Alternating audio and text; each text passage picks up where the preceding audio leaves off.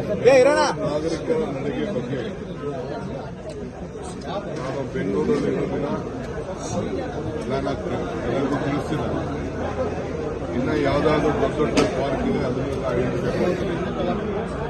Identify ಮಾಡಿ ನಾಗರಿಕರನ್ನ meet ಮಾಡಬೇಕಂತ ಆ ಕೆಲಸ ನಾನು ಮಾಡಿ ಮುಂದುವರಿಸ್ತೀನಿ. ಸರ್, ಹೈಕೋರ್ಟ್ ಶಿಫ್ಟ್ ಮಾಡೋ ಬಗ್ಗೆ ನೋಡಿ, ಕೋರ್ಟು ಚೀಫ್ ಜಸ್ಟಿಸ್ ಅವರು ಕೂಡ ಜಾಗ ಸಾಲ್ತಾ ಇಲ್ಲ ಅನ್ನೋದು ಅವರ ಒಂದು ಅಭಿಪ್ರಾಯ ಇದೆ. ನಾನು ಜಾಗಗಳನ್ನ ಐಡೆಂಟಿಫೈ ಮಾಡ್ತಾ ಇದ್ದೀನಿ ಸ್ಟಾರ್ಟಿಂಗ್ ಅಂತ. ನಾವೆಲ್ಲ ಹೊರಗಡೆ ಹಾಕಬೇಕಾಗಲ್ಲ, ಈ CBDಟಿಂದ ಹಾಕಬೇಕು. ಅವ್ರಿಗೆಲ್ಲ ಅನುಕೂಲ ಆಗಬೇಕು, ಪೆಟ್ರೋಲ್ ಬರಬೇಕು, ಉತ್ತರ ಇರಬೇಕು, ಲಾಯರ್ಗಳು ಬರೋಕ್ಕೆ ಅನುಕೂಲ ಆಗಬೇಕು, ಕಕ್ಷಿದಾರರಿಗೆ ಅನುಕೂಲ ಆಗಬೇಕು, ಇವೆಲ್ಲ ಕೂಡ ಇದೆ.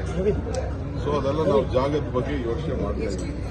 ನಿನ್ನೆ ಕೂಡ ಅವರು ಕೆಲವು ಲಾಯರ್ಸು ನಿನ್ನೆ ಅಸೋಸಿಯೇಟ್ ಭೇಟಿ ಮಾಡಿ ಅವರು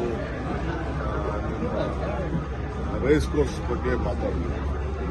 ಅದು ನೋಡೋಣ ಅಂತ ಹೇಳ್ತಾರೆ. ಇದ್ರ ಸಮ್ ಲೀಗಲ್ ಇಂಚ್ ಅದ್ರ ಬಗ್ಗೆ ನಾವು ಯೋಚನೆ ಮಾಡ್ತಾ ಇದ್ದೀವಿ. ಇನ್ನೊಂದು ಯಾವುದೋ ಜಾಗ ನಮ್ಮ ಕಮಿಷನರ್ ಹೇಳಿದ್ದಾರೆ.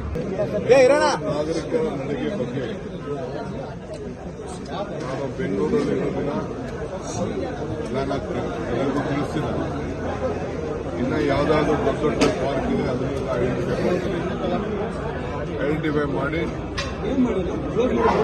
ನಾಗರಿಕರನ್ನ ಮೀಟ್ ಮಾಡಬೇಕಂತ ಆ ಕೆಲಸ ನಾನು ಮಾಡಿ ಮುಂದುವರಿಸ್ತೀನಿ.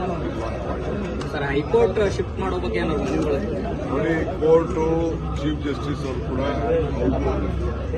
ಜಾಗ ಸಾಲ್ತಾ ಇಲ್ಲ ಅನ್ನೋದು ಅವರ ಒಂದು ಅಭಿಪ್ರಾಯ ಇದೆ. ನಾನು ಜಾಗಗಳನ್ನ ಐಡೆಂಟಿಫೈ ಮಾಡ್ತಾ ಇದ್ದೀನಿ ಸ್ಟಾರ್ಟಿಂಗ್ ಅಂತ. ನಾವೆಲ್ಲ ಹೊರಗಡೆ ಹಾಕಬೇಕಾಗಲ್ಲ, ಈ CBDಟಿಂದ ಹಾಕಬೇಕು. ಅವ್ರಿಗೆಲ್ಲ ಅನುಕೂಲ ಆಗಬೇಕು, ಪೆಟ್ರೋಲ್ ಬರಬೇಕು, ಉತ್ತರ ಇರಬೇಕು, ಲಾಯರ್ಗಳು ಬರೋಕ್ಕೆ ಅನುಕೂಲ ಆಗಬೇಕು, ಕಕ್ಷಿದಾರರಿಗೆ ಅನುಕೂಲ ಆಗಬೇಕು, ಇವೆಲ್ಲ ಕೂಡ ಇದೆ. ಸೊ ಅದೆಲ್ಲ ನಾವು ಜಾಗದ ಬಗ್ಗೆ ಯೋಚನೆ ಮಾಡ್ತಾ ಇದ್ದೀವಿ.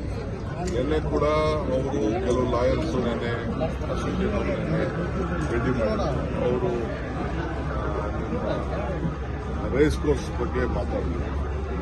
ಅದು ನೋಡೋಣ ಅಂತ ಹೇಳ್ತಾರೆ. ಇದ್ರ ಸಮ್ ಲೀಗಲ್ ಇಂಚ್ ಅದ್ರ ಬಗ್ಗೆ ನಾವು ಯೋಚನೆ ಮಾಡ್ತಾ ಇದ್ದೀವಿ. ಇನ್ನೊಂದು ಯಾವುದೋ ಜಾಗ ನಮ್ಮ ಕಮಿಷನರ್ ಹೇಳಿದ್ದಾರೆ.